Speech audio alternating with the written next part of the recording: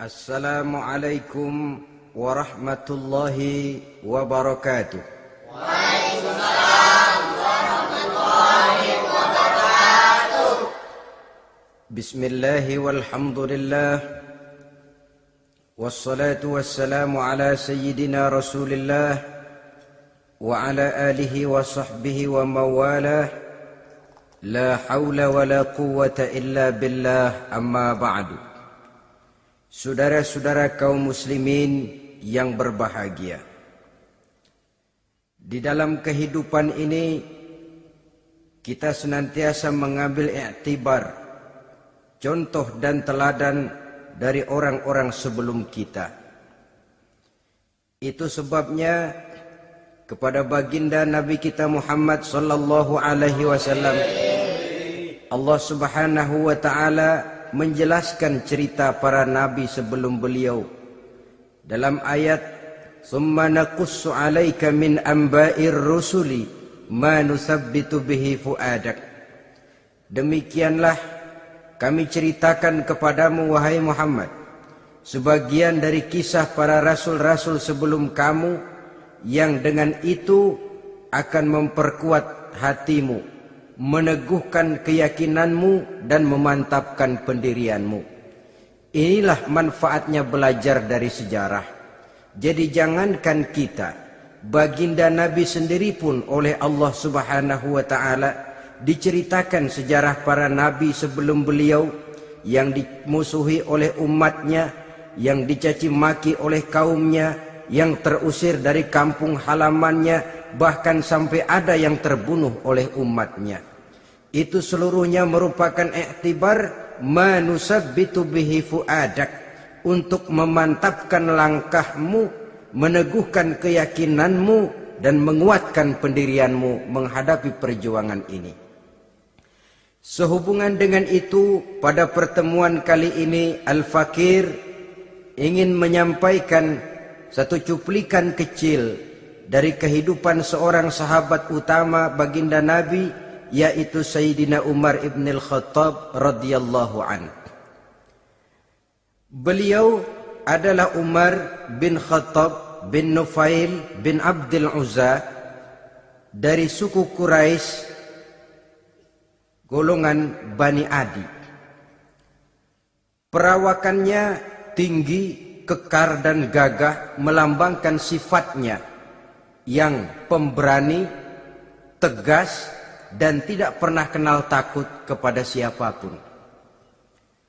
Sebelum mendapat hidayah, Umar bin Khattab termasuk orang yang berdiri di barisan orang-orang yang memusuhi umat Islam. Ia terperangkap dalam tradisi jahiliyah, di mana gemar berperang dan bermabuk-mabukan juga merupakan hal-hal yang pernah dilaksanakan dalam kehidupannya sebelum beliau masuk ke dalam agama Islam. Oleh karena itu, dalam kehidupan beragama, hidayah merupakan sesuatu yang penting. Bagaimanapun banyaknya dosa dan kesalahan yang telah dilakukan oleh seseorang, tidak seharusnya menyebabkan ia putus asa dari rahmah Allah. Sebaliknya, bagaimanapun banyak kebajikan dan kebaikan yang sudah dikerjakannya, tidak perlu membuat dia besar hati, puas, bangga, apalagi menjadi lalai karenanya. Sebab kita belum tahu akan bagaimana ujung perjalanan dari kehidupan kita ini. Saudara-saudara, kisahnya pun masuk Islam merupakan peristiwa yang menarik. Pada satu hari, dengan pedang terhunus, Umar bin Khattab menuju Darul Arqam, tempat di mana baginda Nabi biasa berkumpul dengan para sahabat. Melihat mukanya yang beringas, matanya yang nanar, orang sudah menyangka dan mengerti ini tentu akan terjadi pembunuhan. Dalam perjalanan menuju Darul Arqam, Umar bertemu dengan Nuaim bin Abdullah. Nuaim bertanya, "Ya Umar, mau kemana ente?" "Mau membunuh itu, si murtad itu," kata. "Si murtad yang mana?" Yang mana lagi? Itu yang memecah belah kita, yang menghina berhala-berhala kita, yang menjelek-jelekkan nenek moyang dan keturunan kita. Siapa lagi kalau bukan Muhammad? Kata Nuaim Umar, enggak salah. Tidak salah lagi. Salah Umar. Salah kenapa? Apa kamu enggak malu? Kamu mau pergi membunuh Muhammad, sementara adikmu sendiri Fatimah, dia sudah termasuk salah seorang pengikut Muhammad. Mendengar ini, muka yang memang tadinya sudah marah dan merah, tambah jadi kelabu. Bukan main mangkelnya Umar bin Khattab. Orang lain dia musuhi, orang lain dia kejar-kejar. Ini malah adiknya sendiri menjadi pengikut dari baginda Nabi. Tidak jadi menuju Darul Arqam, dia berangkat ke rumah adiknya Fatimah. Adapun di rumah Fatimah sedang berkumpul Fatimah, suaminya Sa'id bin Zaid, dan seorang sahabat Habbab ibnul Arad. Mereka sedang membaca Quran. Waktu itu Quran belum lagi dijilid macam sekarang, jadi masih merupakan suhuf atau lembaran-lembaran tercecer saja. Ketuk pintu. Ya tentu tidak assalamualaikum karena dia belum Islam. Tok, tok, tok. Siapa di luar? Umar. Mendengar suaranya saja, ini sahabat yang namanya Habbab ibnul Arad sudah lari ke belakang pintu. Sambil komat kamit baca doa mohon diselamatkan oleh Allah. Adapun Fatimah yang sedang memegang suhuf, lembaran tulisan Quran itu, menyembunyikan suhuf itu di belakang bajunya. Umar masuk. Fatimah, saya bang. Apa benar berita yang saya dengar? Berita apa itu bang? Bahwa kau sudah masuk Islam. Bang, andai kata Muhammad memang benar, bagaimana? Sudahlah, jangan belit-belit. Jawab saja, kau masuk Islam benar atau tidak? Ya. Saudara hadirin, begitu dikatakan iya, tangannya langsung melayang, menampar muka adiknya ini, sehingga mengalir darah dari hidungnya. Suaminya Sa'id bin Zaid yang mencoba melindungi istrinya, dipegang lehernya, dibanting, diduduki dadanya. Oh ini jawara ini.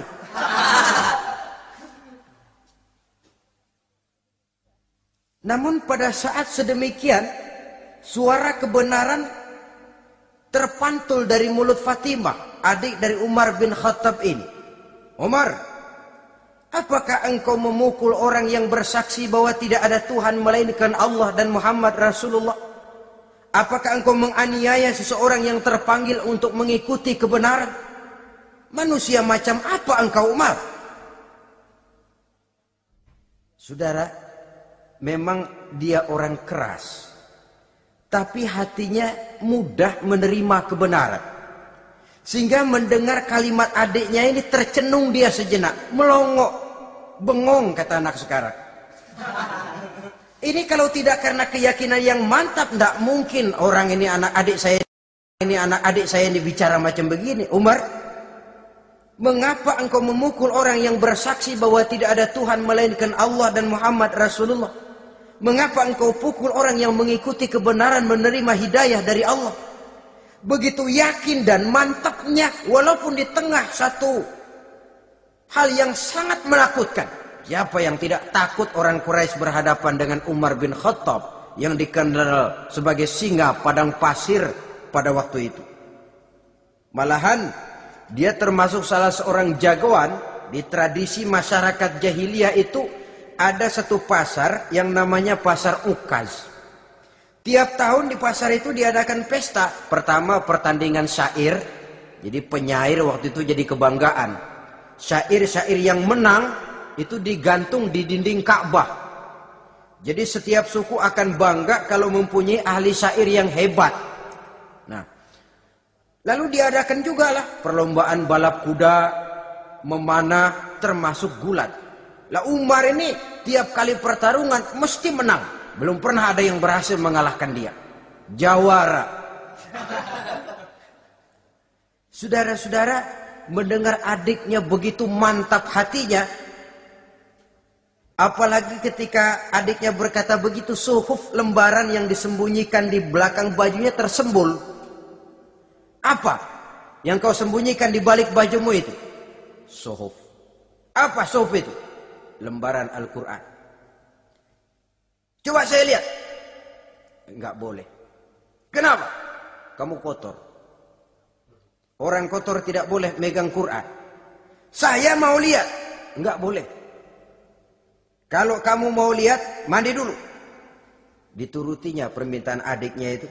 Lalu diambilnya suhuf tadi. Dia baca. Kebetulan ayat yang dibacanya ayat pertama dari surah Toha yang berlanjut dengan ayat 14 pada surah yang sama. Dia baca, Bismillahirrahmanirrahim. Toha ma anzalna ilaikal Qur'ana litashqa illa tazkiratan liman yakhsha. Toha, tidaklah aku turunkan Al-Quran ini untuk bikin sukar manusia, melainkan merupakan pengingat bagi orang-orang yang takut kepada Allah. Lalu pada ayat ke-14, Innani anallahu la ilaha illa ana fa'budni. Sesungguhnya akulah Allah, tidak ada Tuhan melainkan aku, maka hendaknya hanya kepadakulah kamu menyembah. Wa aqimis sholata li dzikri, dirikanlah salat untuk mengingat aku. Innas sa'ata atiyatun akadu ukhfiha litujza kullu nafsin ma tas'a. Sesungguhnya kiamat itu pasti akan datang, yang sengaja waktunya kami tidak beritahukan kepada kamu semua, untuk kami balas segala setiap orang tentang apa saja yang telah mereka lakukan dalam kehidupan di dunia ini. Setelah membaca ayat ini, gemetar tangannya. Ah, ini sih nggak main-main ini. Ini belum pernah saya baca ajaran semacam ini. Tidak patut orang yang mempunyai kitab suci semacam ini dimusuhi. Ini sesuatu yang benar, tergetar jiwanya. Hei, Fatimah, Muhammad di mana Muhammad? Saya tidak akan memberitahu kepada kamu. Di mana? Saya tidak akan memberitahu. Lebih baik kau bunuh saya kalau memang maksudmu mau mencelakakan Muhammad. Sama sekali saya tidak akan mencelakakan dia, Fatimah. Kasih tahu saja, di mana dia? Darul Arqam. Bergegas dia menuju Darul Arqam. Di dalam Nabi memang sedang kumpul dengan para sahabat. Termasuk ada Sayyidina Hamzah yang juga terkenal jawara juga. Ketuk pintu. Ketuk pintu. Siapa di luar? Umar. Di dalam ini geger sebagian sahabat. Umar datang ini pasti bencana. Umar datang, wah, kalau istilah kampung, kerok dan urusannya.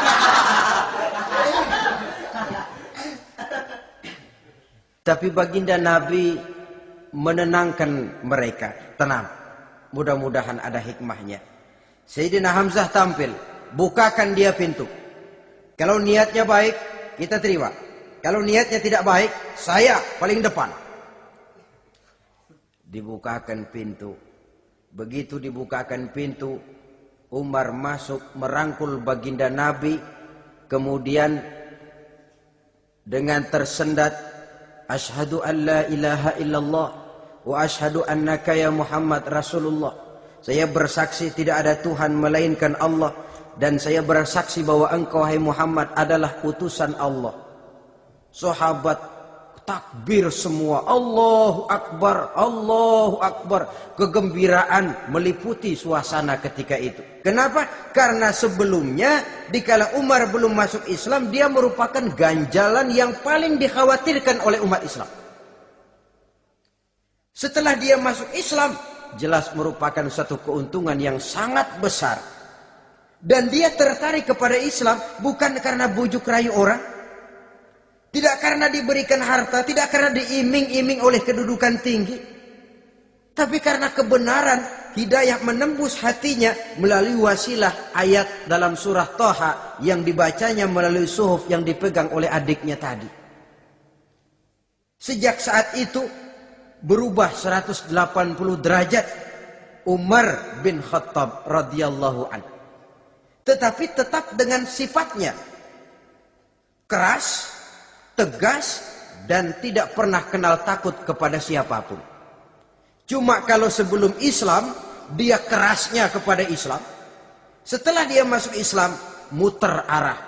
Kepada siapapun yang memusuhi Islam, dia bersikap keras, tegas, dan tidak pernah kenal takut. Bahkan setelah beliau masuk Islam, satu hari ketika di Darul Arqam kumpul-kumpul, waktu itu Nabi belum berdakwah secara terbuka karena pengikut masih sedikit. Sayyidina Umar usul, "Ya Rasul, ada apa Umar? Alasna 'alal haq fi mamatina wa mahyana?" Ya Rasul, bukankah kita ini berdiri di atas sesuatu yang benar? Bukankah mati kita, hidup kita untuk melaksanakan sesuatu yang benar? Bala ya Umar, betul Umar. Wallazi nafsi biyadih, innakum la'alal haq in muttum wa in huyyitum. Demi Allah Umar, kata Nabi, sesungguhnya kamu dan kita semua berdiri di atas kebenaran, hidup ataupun mati. Setelah mendapat jawaban begini, Umar masuk kepada tujuan pembicaraannya. Izan ya Rasul, fafimal ikhtifa. Kalau memang begitu ya Rasul, kalau memang kita yakin kita berdiri di atas kebenaran, kita hidup karena kebenaran, kita mati pun memperjuangkan kebenaran, fafimal ikhtifa. Kenapa mesti ngumpet-ngumpet? Kenapa harus sembunyi-sembunyi? Wallazi ba'asaka bil haq, demi Allah ya Rasul, la takhrujanna wa la nakhrujanna ma'ak. Tuhan harus keluar menyampaikan Islam ini secara terbuka, dan kami akan mendampingi Tuhan dengan segenap jiwa dan raga. Sekali masuk Islam gak tanggung-tanggung. Yang kayak begini ini yang kita perlukan sekarang ini. Begitu masuk Islam gak tanggung seluruhnya, jiwa dan raganya masuk Islam. Beliau yang pertama kali mengajukan ide, kenapa harus dakwah sembunyi ya Rasul? Wong kita berdiri di atas kebenaran, memperjuangkan sesuatu yang hak. Kalau kita mati, kita pun mati membela kebenaran. Kenapa mesti fafimal ikhtifa? Kenapa harus sembunyi-sembunyi? Mulai sekarang mari keluar ya Rasul. Saya akan dampingi Tuhan, nyawa taruhannya. Saudara hadirin yang saya hormati, selalu dia tempat-tempat yang pernah dia melaksanakan maksiat sebelum dia Islam, selalu dia kunjungi sampai dia berkata, tidak ada tempat yang pernah saya melakukan kesalahan sebelum saya Islam yang harus saya tutupi dengan kebajikan setelah saya Islam sekarang ini. Bahkan ada satu riwayat menjelaskan beliau itu yang tinggi badannya, kekar perawakannya, gemetar orang ngadepin dia. Tapi beliau sendiri sangat mudah gemetar kalau sudah mendengar ayat-ayat Allah. Sehingga ada satu riwayat menjelaskan Sayyidina Umar itu setelah masuk Islam, kalau sholat kadang-kadang bila menoleh ke kanan beliau senyum, bila menoleh ke kiri beliau menangis berurai air mata. Ada orang bertanya, ya Umar, kenapa menengok ke kanan kau senyum, ke kiri kau menangis? Itulah kalau saya ingat jahilnya saya sebelum Islam. Adapun bila saya menoleh ke arah sebelah kanan, saya tersenyum, teringat betapa dulu saya membuat berhala dari korma. Saya tumpuk-tumpuk, saya susun begitu rupa. Setelah saya sembah, saya makan itu korma. Gagah betul saya waktu itu, sampai Tuhan pun saya makan. Adapun kalau saya menoleh ke kiri, teringat putri kesayangan saya yang terbawa oleh tradisi jahiliyah, takut menanggung aib, merasa malu mempunyai anak perempuan sampai dia terkubur hidup-hidup. Berurai air mata saya mengingat semua itu. Padahal Nabi sudah memberikan jaminan. Sebab saudara jangan lupa, Orang kafir masuk Islam, dalam Islam itu dihitung dari bayi lagi. Dari nol, itulah untungnya. Jadi misalnya sudah 60 tahun, dari kecil sampai 60 tahun kafir. Umur 61 masuk Islam. Nah, sejak umur 61 itulah yang dihisab oleh Allah. 60 tahun ke bawah gratis bersih pemutihan. Istimewa betul. Tapi jangan lalu diniatin, gua kafir aja. Nanti sudah tua-tua mau giliran mati baru Islam. Nah, itu diniatin lain. Ini yang karena faktor hidayah, saudara-saudara. Nah, cintanya kepada baginda Nabi luar biasa. Dalam setiap pertempuran beliau selalu di front terdepan. Bahkan demikian cintanya sampai ketika hari di mana baginda Nabi wafat, saudara-saudara. Disampaikan berita wafat Nabi kepada Umar ini. Ya Umar, baginda Nabi sudah wafat. Kamu ngomong apa? Baginda Nabi sudah wafat. Bukan sedih, nyabut pedang, keluar matanya melotot. Siapa yang bilang Muhammad mati, saya tabas batang lehernya. Begitu cintanya beliau kepada baginda Nabi, sampai-sampai nggak menerima kalau Nabi wafat. Taruhlah nggak bisa mati bersamaan, bolehlah mati beriring-iring saja barangkali maksudnya. Saudara-saudara, cabut pedang, kelayaban kemana-mana. Ayo, siapa ngomong Muhammad mati, saya tebas batang lehernya. Sampai bertemu dengan Sayyidina Umar, Sayyidina Abu Bakar. Di tempat orang banyak, Sayyidina Abu Bakar yang bijaksana ini pidato.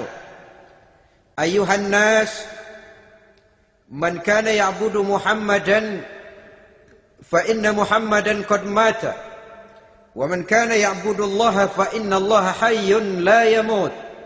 Wahai manusia, barang siapa yang menyembah Muhammad, maka Muhammad sudah mati. Tetapi barang siapa yang menyembah Allah, Allah akan hidup selamanya dan tidak akan pernah mati. Mendengar pidato ini, Sayyidina Umar sadar bahwa sebenarnya yang tidak bisa mati itu cuma Allah. Bagaimanapun agungnya baginda Nabi, besarnya baginda Nabi, tinggi akhlak budi pekertinya Nabi, cintanya beliau kepada Nabi, tak Nabi manusia. Dan manusia harus mati. Kemudian dibacakan surah Ali Imran ayat 144. Wa ma Muhammadun illa rasul qad khalat min qablihi rusul. Afa immata au qutilan qalabtum ala aqabikum. Muhammad tidak lain daripada manusia, telah datang kepadanya rasul. Apakah jika ia mati engkau kembali menjadi murtad atau mundur ke belakang? Mendengar ayat ini dibacakan, Sayyidina Umar sadar, berurai air matanya, menangis dalam kesedihannya. Ini cintanya yang demikian tinggi kepada baginda Rasulullah Sallallahu Alaihi Wasallam. Begitulah seluruh kesalahan yang dia lakukan pada saat sebelum dia masuk Islam, berusaha dia tutupi dan dia tebus dengan segala kebaikan, pengabdian, perbuatan soleh setelah dia masuk Islam. Sehingga diajarkan oleh baginda Nabi, ittaqillaha haitsu ma kunta wa atbi'i sayyi'atal hasanata tamhuha wa khaliqin nasa bi khuluqin hasanin. Bertakwalah kamu kepada Allah, kata Nabi, dimanapun saja kamu berada. Jadi takwa tidak kenal tempat. Dimanapun saja kamu berada, bertakwalah kepada Allah. Di rumah takwa, di pasar takwa, di kantor takwa, di tengah orang banyak takwa, pada waktu sendirian takwa. Ittaqillaha haitsu ma kunta. Bertakwalah kau kepada Allah dimanapun saja kamu berada. Jangan takwa pakai tempat. Di masjid takwa, di kantor nyolong. Itu tidak haitsu ma kunta. Yang diajarkan oleh Nabi, dimanapun kamu berada, bertakwalah kepada Allah. Wa atbi'i sayyi'atal hasanah tamhuha. dan iringi perbuatanmu yang salah dengan kebaikan. Jadi kalau satu saat terselip kita berbuat salah, cepat iringi dengan kebaikan, tamhuha, dengan harapan kebaikan yang kita kerjakan akan menutupi dosa yang terselip kita lakukan. Ngomongin orang, astagfirullahaladzim, banyak istighfar. Istighfarnya mudah-mudahan bisa nutupin dosa karena ngomongin orang. Tapi jangan lalu tambal sulap, ngomongin orang istighfar, terus ngomongin lagi istighfar lagi. Itu tentu tidak bisa dengan cara begitu. Barangkali terselip pernah mengambil harta orang tanpa alasan yang hak, imbangi dengan rajin sedekah misalnya. Barangkali pernah menyakiti hati orang, imbangi dengan perbuatan yang bisa menyenangkan hati orang lain. Itu namanya Sayyidina Umar. Berani karena panggilan hidayah, bukan berani babi. Berani juga babi, cuman nyeruduk. Artinya berani yang tanpa pertimbangan. Berani yang tanpa pertimbangan pada akhirnya akan menyulitkan kita sendiri. Beliau gagah, beliau berani, beliau punya kekuatan, beliau punya wewenang, dan itu dimanfaatkannya untuk menjadi backing baginda Nabi kita Muhammad sallallahu alaihi wasallam. La takhrujanna wa la nakhrujanna ma'ak ya Rasul. Rasul, keluar, sampaikan dakwah secara terbuka. Saya akan mendampingi Tuhan. Jika ada yang ganggu Tuhan, saya paling depan. Backing yang mendampingi Rasul untuk menyampaikan risalah Islamiyah ini. Saudara hadirin yang saya hormati, wa khaliqin nasa bi khuluqin hasanin, kata Nabi.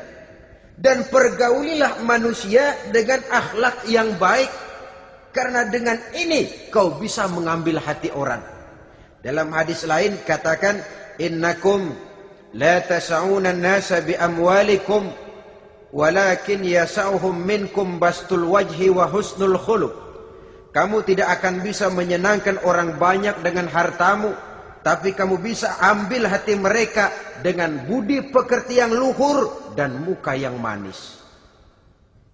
Dengan harta belum tentu kita bisa menyenangkan semua orang. Tapi budi pekerti yang luhur, muka yang manis, itu yang akan bisa membuat kau menyenangkan orang banyak.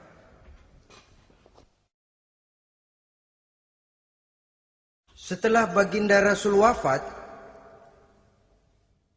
pernah ketika berkumpul, Sayyidina Abu Bakar berkata kepada Sayyidina Umar, "Ya Umar, saya baiat kamu untuk menjadi khalifah." Jawab beliau, "Sayalah yang akan membaiat Tuan. Tapi Anda lebih utama dari saya, Umar. Keutamaan saya akan saya berikan kepada Tuan untuk mendukung kekhalifahan Tuan." Di sini kelihatan wataknya yang tidak ambisius. Gagah, berani, perkasa, tapi tahu diri. Enggak nyelonong. Tidak menggunakan kekuasaannya, kegagahannya untuk maksud yang sewenang-wenang. Oleh karena itu setelah Sayyidina Abu Bakar wafat, beliau dilantik menjadi khalifah, keluarlah pidatonya yang terkenal. Ayyuhan nas, inni qad wullitu alaikum walastu bi khairikum. Hai manusia, aku telah dipilih menjadi pemimpin kamu, padahal aku bukanlah orang yang terbaik di antara kamu. Kalau tidaklah karena aku melihat keutamaan, keteguhan yang dapat melindungi kalian, berat rasanya aku memikul amanah ini. Sebab apa? Alangkah beratnya menunggu datangnya perhitungan di akhirat nanti terhadap Umar. Ini yang jadi motifnya memegang jabatan khalifah. Sungguh berat bagi Umar menunggu datangnya saat perhitungan. Sehingga seolah-olah kalau bisalah jadi Umar bin Khattab saja, jangan jadi khalifah kalau bisa. Tapi moya umat sudah kadang memilih. Sehingga benar kalau dalam Satu hadis Nabi pernah mengajarkan jangan memberikan satu jabatan kepada orang yang memintanya. Sebab orang kalau sudah minta jabatan, apalagi pakai jilat-jilat, pakai upeti-upeti, tentu ada tendensinya. Ada batu di balik udang. Kalau udang di balik batu kan mungkin nggak kelihatan, tapi kalau batu di balik udang kelihatan betul itu. Ada maunya, ambisinya. Jangan memberikan satu jabatan kepada orang yang memintanya. Seakan di batinnya Sayyidina Umar menyesali. Kenapa Umar nggak jadi Umar saja, kok mau jadi khalifah gitu. Alangkah berat perhitungan buat saya di akhirat nanti. Nah, setelah jadi khalifah, sebagai satu i'tibar, saya akan mencoba mengemukakan beberapa sifatnya yang menonjol untuk pelajaran buat kita semua. Pertama, sikapnya terhadap keluarganya setelah beliau menjadi khalifah.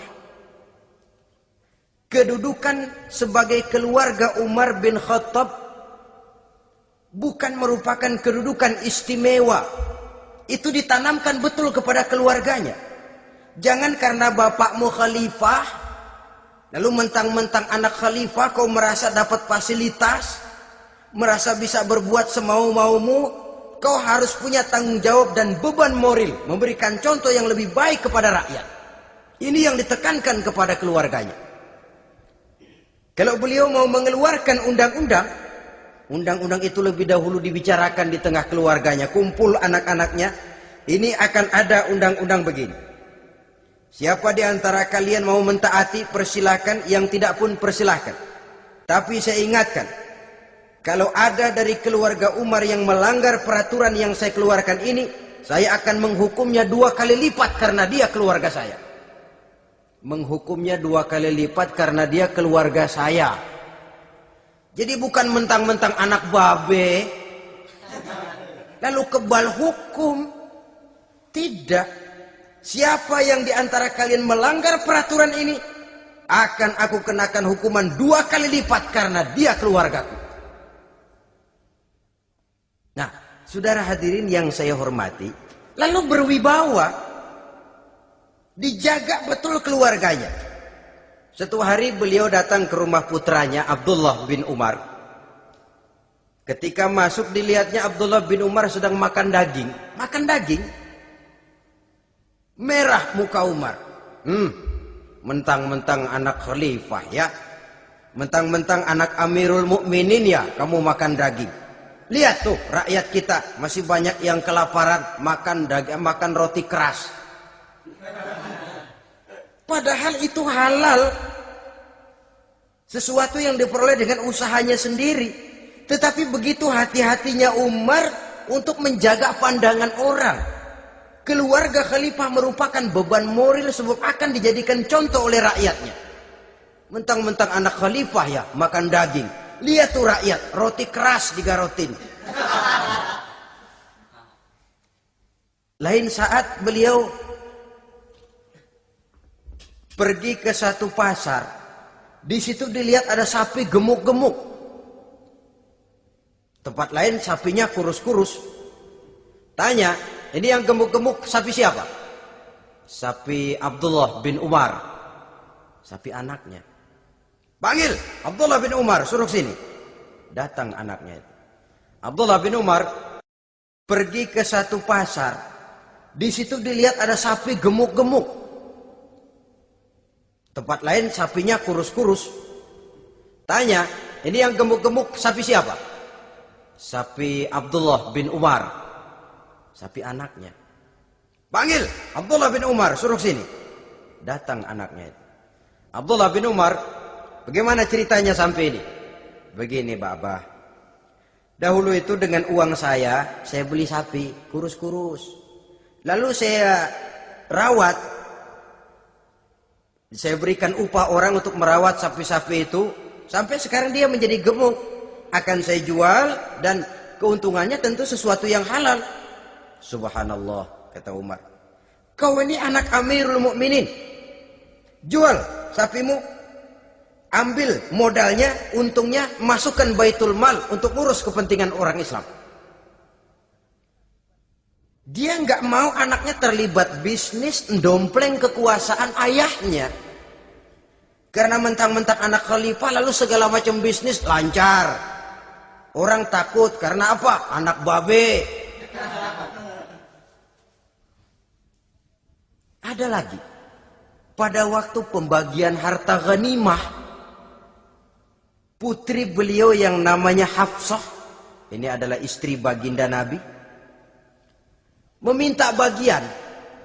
Kaum kerabat ayah, ini kerabat khalifah, kitalah dulu kerabat. Kalau kau kerabatku, maka jatahmu nanti dari ayahmu. Harta ini masih lebih banyak dibutuhkan oleh orang-orang Islam. Nanti belakangan kalau ada sisanya. Belakangan kalau ada sisanya. La haula wala quwata illa billah.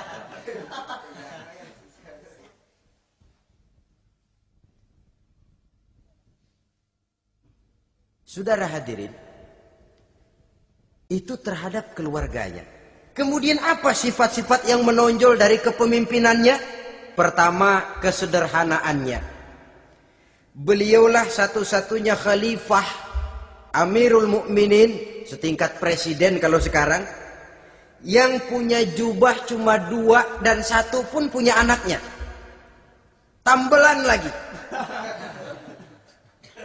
Pernah sholat Jumat terlambat. Beliau naik mimbar untuk khutbah, sebelumnya minta maaf dulu. Saudara-saudara, maaf saya terlambat nungguin baju kering. Seorang khalifah nungguin baju kering. Sederhana dalam kehidupannya. Mari kita ambil satu cerita lagi. Pada waktu beliau jadi khalifah, yang diangkat jadi gubernur di Mesir adalah Amr bin As. Amr bin As hidupnya lebih mirip kaisar. Istananya besar, pakaiannya bagus-bagus. Nah, yang paling mengganggu pikiran Amr bin As, di sebelah istananya ini ada gubuk reot, kepunyaan orang Yahudi lagi. Ini nggak pantas bener, masa di samping istana gubernur ada gubuk reot. Orang Yahudi lagi yang punya. Ini mesti udah bikin saja rencana, panggil dinas tata kota, bikin planning. Di sini mau dibangun masjid, proyek negara. Bikin gambarnya, susun anggarannya, tender. Saudara-saudara, si Yahudi yang punya gubuk reot dipanggil. Yahudi, ada apa, Pak? Kamu tahu nggak? Enggak. Iya, memang belum saya kasih tahu.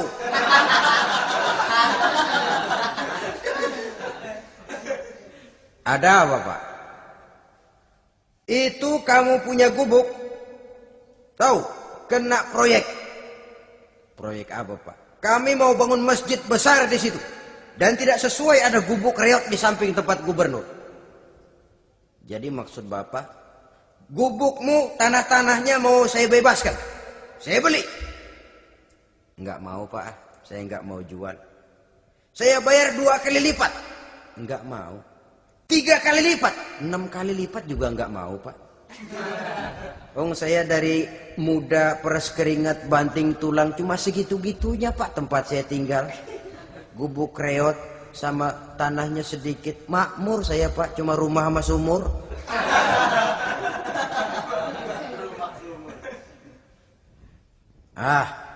Ini Yahudi kelewatan juga. Akhirnya turun perintah, sudah, kalau dia nggak mau dibebaskan, gusur saja, tarik, ambil bulldozer. Gusur. Yahudi ini berurai air matanya. Aduh, begini jadi rakyat kecil, udah jatuh ketiban ember lagi. Tapi pikir-pikir Amr bin As kan bukan yang paling atas. Dia kan cuma pejabat, masih ada atasannya lagi. Lapor lapor. Yahudi ini berangkat ke Madinah. Bayangkan dari Mesir ke Madinah. Jalan. Di sepanjang jalan dia berpikir. Pikir membanding-banding.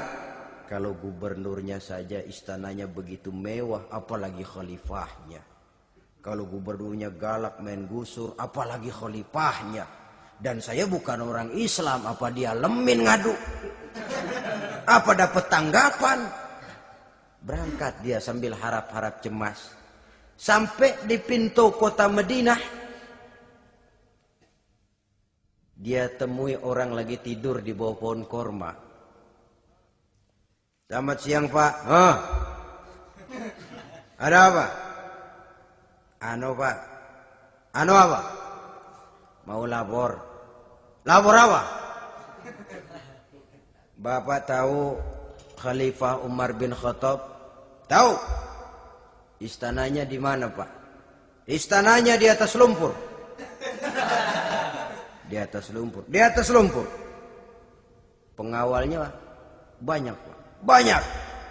Siapa Pak? Yatim piatu, janda-janda tua, banyak. Siapa Pak? Yatim piatu, janda-janda tua, orang-orang miskin, orang-orang lemah, itu pengawalnya. Pakaian kebesarannya apa sutra apa Pak? Pakaian kebesarannya malu dan takwa. Saya nggak ngerti Pak. Itulah Umar bin Khattab. Lalu orangnya sekarang di mana Pak? Di depan ente. Rupanya yang dia tanya itulah orangnya. Gemeter Yahudi ini, keringat bercucuran. Coba, istananya di atas lumpur. Sebab beliau berprinsip, bagaimana saya bisa menghayati nasib rakyat kalau saya tidak merasakan apa yang mereka rasakan. Bagaimana saya nggak bisa tahu sakitnya lapar kalau saya belum pernah kelaparan. Itu prinsipnya. Istananya di atas lumpur. Para pengawalnya yatim piatu, janda-janda tua, orang-orang miskin, orang-orang lemah dan tidak mampu.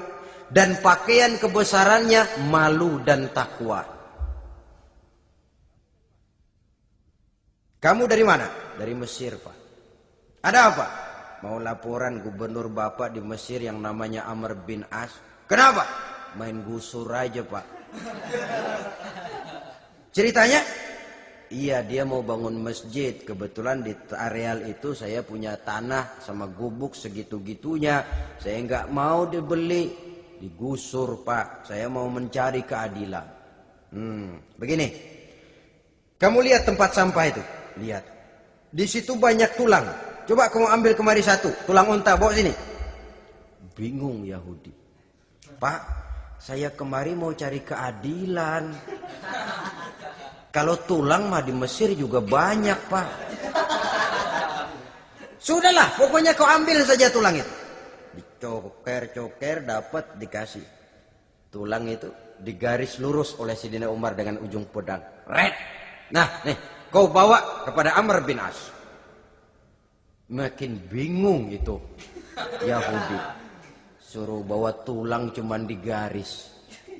Nanti saya ngomong apa Pak? Sudahlah kasih saja. Pulang dia. Sampai di Mesir. Tuan Gubernur, ada apa? Saya baru menghadap khalifah. Kemudian beliau sampaikan ini. Dikasih tulang. Amr bin As ngelihat tulang ada goresan lurus dengan ujung pedang. Gemetar. Badannya keluar keringat dingin. Panggil kepala proyek. Proyek batal. Masjid nggak jadi didiriin. Itu gubuk Yahudi diriin lagi. Ini Yahudi makin bengong. Ini gubernur dapat tulang doang segitu takutnya.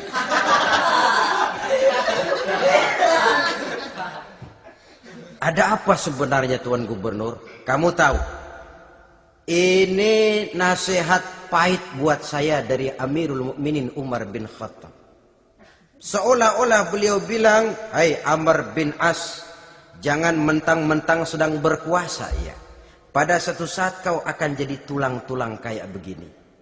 Maka mumpung kamu masih hidup dan berkuasa, berlaku lurus dan adillah kamu seperti lurusnya garis di atas tulang ini. Red.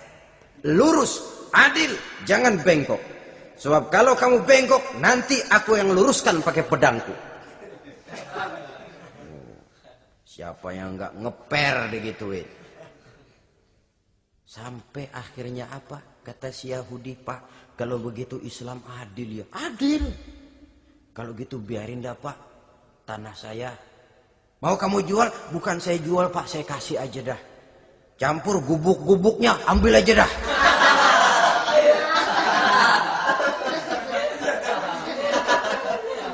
Masuk Islam si Yahudi ini oleh karena keadilan dari Umar bin Khattab. Begitulah kesederhanaan hidupnya. Sampai saudara, yang ironi betul,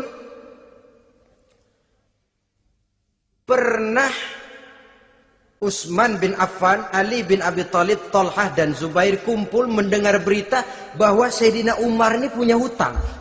Bayangkan, seorang khalifah untuk melangsungkan hidupnya sampai punya hutang. Padahal Baitul Mal di bawah kekuasaannya. Berunding Utsman, Ali, Thalhah, Zubair. Kalau kita langsung ngomong sama Umar nggak enak dong, dia nggak bakalan terima. Lewat putrinya aja, Hafsah deh. Baik. Hafsah ngomong sama Umar, Abah, kenapa? Bagaimana kalau honor Abah ditambah, ditingkatkan supaya hutang bisa ketutup? Hafsah, saya Abah. Siapa yang nyuruh kamu ngomong begitu? Enggak ada. Ada. Saya tahu ada ini. Kalau enggak ada kamu enggak mungkin ngomong begitu. Tapi orangnya kalau saya tuntut mereka mungkin enggak mau. Sekarang saya mau tanya Hafsah. Kau kan istri Rasul. Betul. Nah, saya mau tanya. Suamimu makanannya apa? Daging? Bukan. Roti. Tempat tidurnya kasur empuk? Bukan. Kain kasar yang kalau musim panas kami bentangkan, kalau musim dingin separuh buat tidur, separuh buat selimut. Pakaian yang dibelikan untukmu berapa banyaknya? Cuma 2.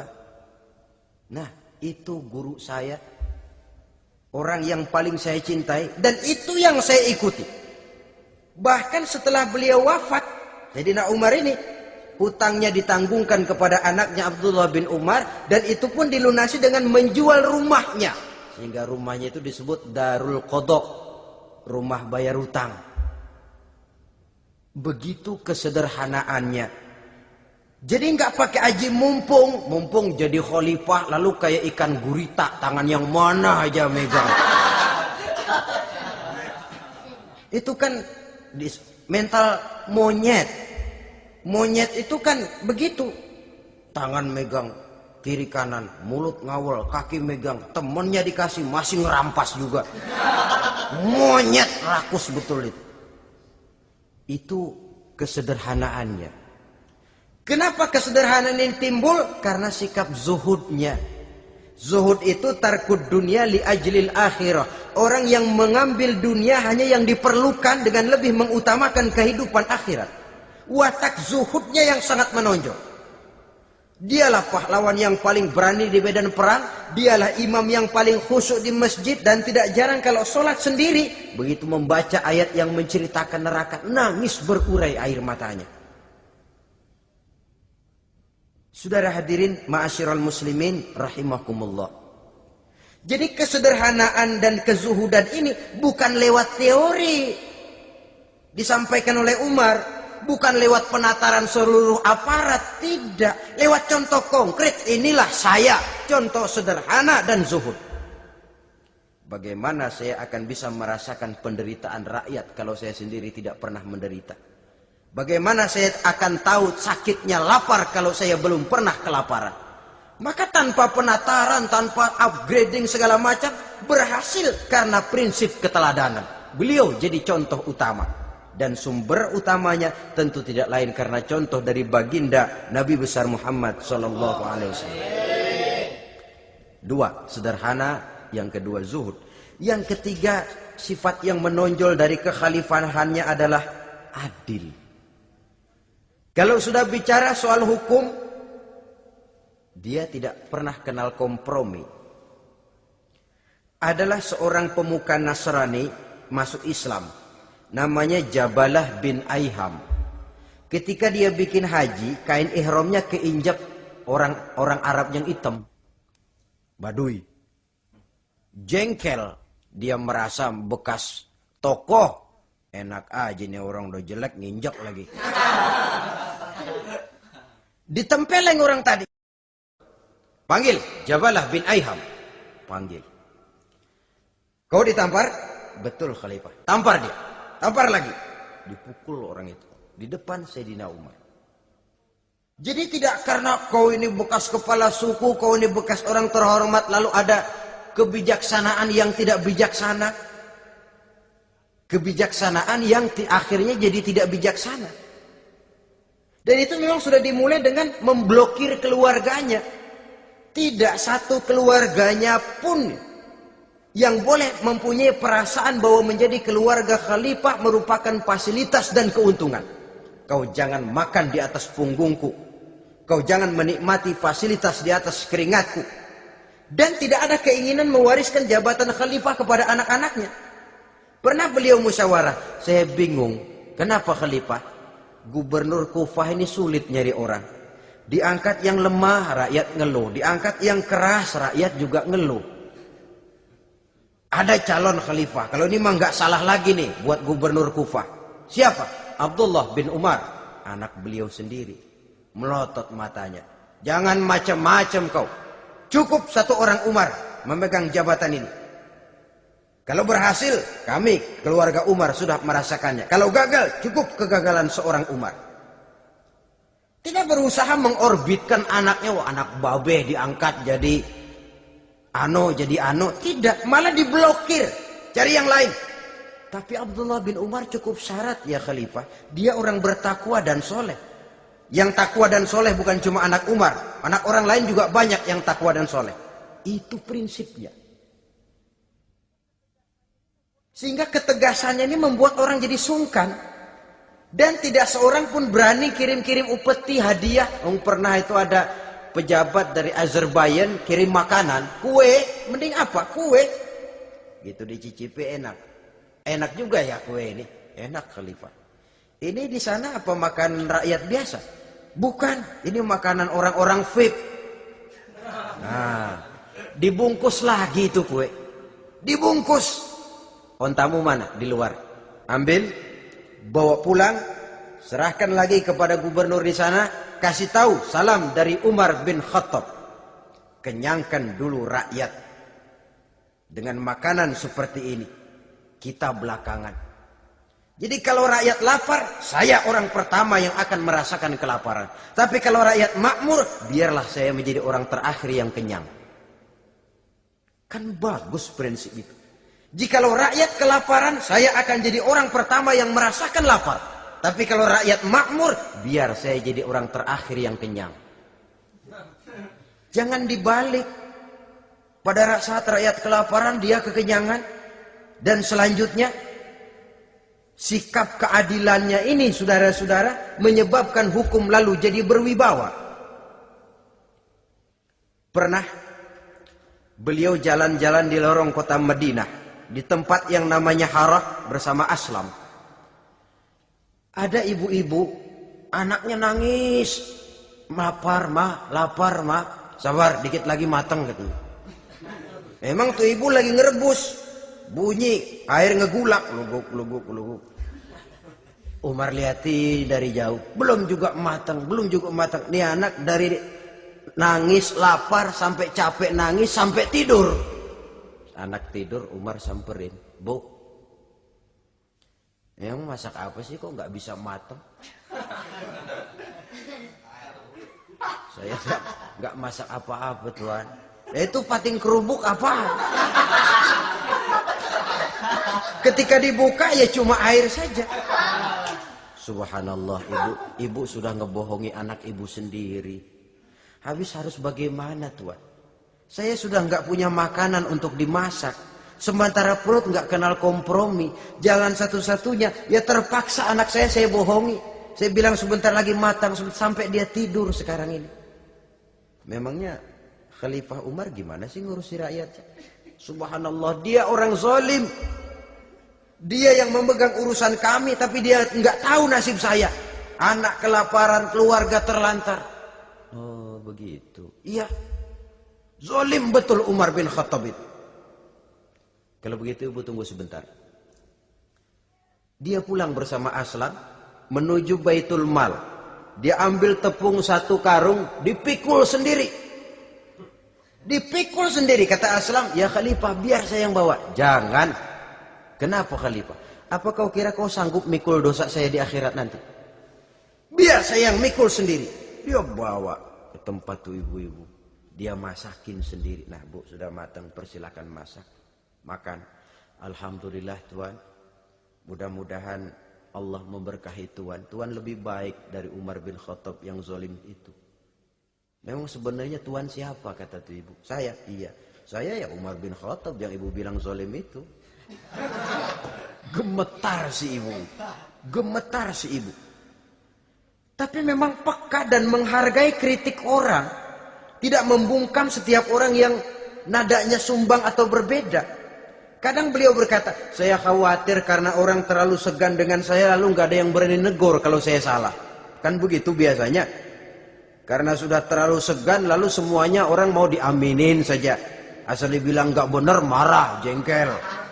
Lalu disingkirin, maunya diiyain, ingge kulonuwun. Oke bos. Beliau bilang saya khawatir kalau tidak ada orang yang mau menegur kesalahan saya jika saya terlanjur nanti. Tahu-tahu muncul orang. Demi Allah, saya akan menegur Tuan dengan pedang saya ini. Cerah mukanya, senyum bibirnya. Alhamdulillah, anak muda, saya memerlukan orang macam kau. Yang berani berkata ya terhadap yang benar dan tidak terhadap yang tidak benar, apa dan bagaimanapun resikonya. Di sini kelihatan sikap beliau menghadapi orang yang berbeda pendapat. Keadilan, keberanian dan ketegasan, cepat menerima kebenaran, merupakan serentetan dari sifat-sifat utama beliau sejak masuk Islam sampai menjadi khalifah yang kedua. Bahkan dengan jasa beliau, Islam kemudian tersebar, menembus dinding Jazirah Arabia, memasuki Bizantium dan Persia, sehingga beliau juga dikenal sebagai periode Al-Futuhat Al-Islamiyah. Nah, saudara-saudara, inilah cuplikan kecil dari kehidupan seorang agung dan besar yang memang sangat terbatas kata-kata untuk melukiskan kebesaran itu. Namun yang secuplik ini mudah-mudahan menjadi sumbangan moral dalam rangka kita memperbaiki diri menuju kehidupan yang lebih baik. Terima kasih banyak atas segala perhatian. Mohon maaf atas segala kekurangan. Usikum wa nafsi bitaqwallah. Wassalamualaikum warahmatullahi wabarakatuh. Waalaikumsalam.